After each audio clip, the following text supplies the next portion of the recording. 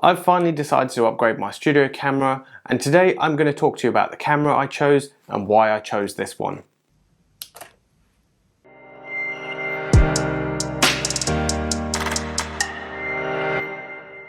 I've upgraded to the Canon R6 from a Sony video camera and iPhone I was using before. Now before I tell you about why, let me tell you a little bit about the camera itself. The Canon R6 has a 20 megapixel camera for shooting photos, and for videos it does 4K at 60 frames per second. And if you're still using 1080 like I was previously, you can use 120 frames per second to get those really good slow motion B-roll shots. There are tons of features packed into this camera, but I'm not going to bore you with all of these. There are loads of videos out there already that do this, but as I go through the why, you'll be able to see some of the features. First, let's take a look at the physical camera itself. It has a nice big screen on the back for you to view your settings, and this is also touchscreen too. You have all the different camera modes on top that you can choose from.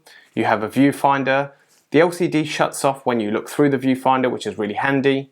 Dual SD card, which has the ability to record on both cards. I've definitely been in situations where I've had to re-record an entire video just because the card corrupted or it didn't record properly.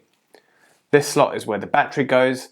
And finally on the other side you have a slot for a mic, headphones, remote shutter, USB-C and finally HDMI. While creating videos for this YouTube channel, you come across a number of different things you need to look at when choosing a camera, such as where you want to be with your long and short-term goals and what sort of space you have. And I can certainly say this is not a cheap profession, so budget is definitely a big thing. So for short-term and long-term goals, firstly, I wanted to upgrade to 4K and have the ability to shoot at 60 frames per second. So this camera definitely ticks those two boxes. Also, in the long term, I'm also hoping to do some live streams. Now, you need to find yourself a camera that does 4K clean HDMI output. What this means is I can plug in HDMI straight into my computer and stream directly to YouTube. The other thing you need to look at is what you've been recording so far, what you want to record and the space you're going to be recording in. So generally I have a bit of B-roll footage, top-down camera and the front-facing camera you can see me talking to right now.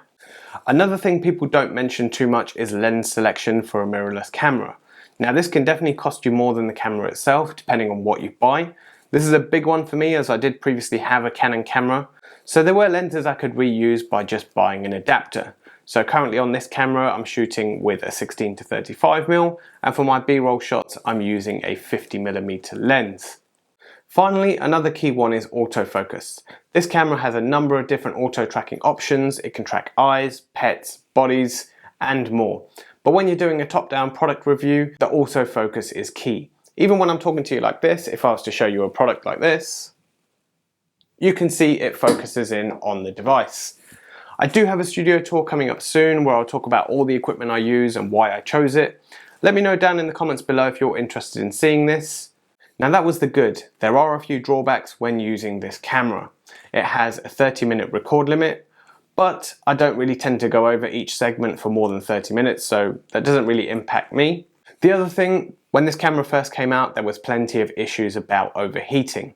So you would need to wait for the camera to cool down, but I believe Canon have released some firmware updates since then and it's gotten a lot better. This is my first trial on this camera, so I can say at the moment so far so good, but I've not been recording for so long. Overall, this for me is the perfect prosumer level camera for the balance for video and photography. And for the price, it's not as steep as Canon's big brother, the R5. Although Canon, if you are listening and you want to send me the R5 or the C70, I'd happily replace one of these cameras for that. Or you viewers can help me out at home by using my Amazon affiliate links, and there are other ways to support the channel in the description below.